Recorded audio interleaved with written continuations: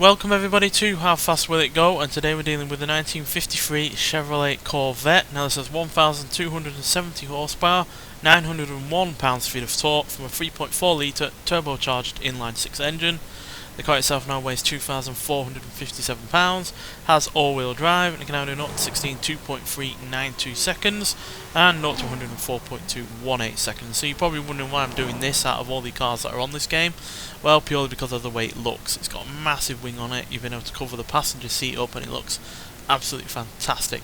And you're probably wondering why I put an inline-six engine in it rather than a V8. Well, this is the car that started with an inline-six engine in the Corvette range. Obviously there have been V8s ever since, but yeah, the first Corvette was an inline-six engine powered vehicle, so it seemed fitting to put a more modern, more powerful version in. So yeah, not expecting this to be the fastest that we've had on this series so far, but yeah, I'm sure it'll be quicker than several cars that we used on the previous game. So yeah, let's get out there and see what it can do.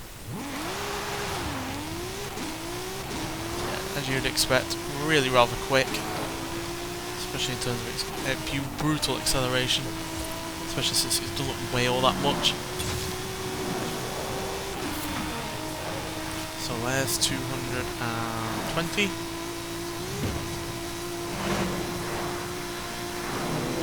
There's 240.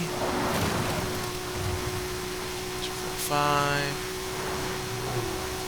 250.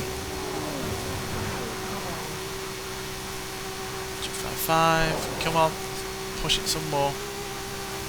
Although there is bags of understeer in this car, which is to be expected given it's now an all-wheel drive car rather than just rear-wheel drive.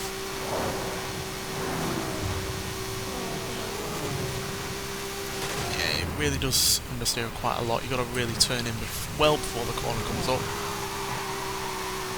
Lost a bunch of speed there because we're sliding around. So yeah, we got up to 255. Let's see if we can make any more than that. Is this going to be a glass cannon of a car and only get up to a certain rate of speed and then struggle to do any more? We don't know.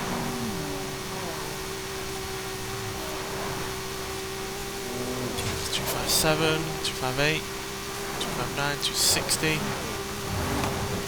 Now obviously that's on the that was on the downhill section, but obviously we screwed up just as we came out of there, so we're going to have to be a bit more on the right hand side, just so we have a cleaner run as we come off the downhill section, so we can maintain the speed that we just got. Right, we're on the flat bit now. Can we maintain this speed? No, 262, 261, 260. Yeah, 260 is what we're going to end up with there. Obviously the downhill section gets you a bit more in the way of speed because you've got gravity on your side, but I always count it as what it can do on the flat section that we end up on after the downhill part. So yeah, 260 though is still pretty damn good for what is the oldest car that we've had on this series so far by quite some way, nearly 30 years in fact.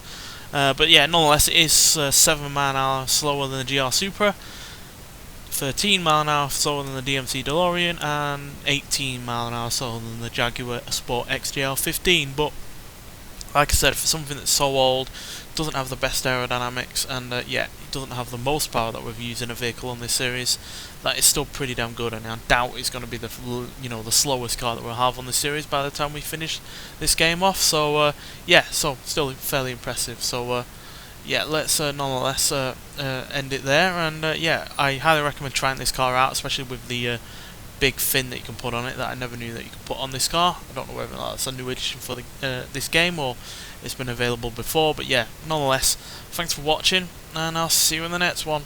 Bye.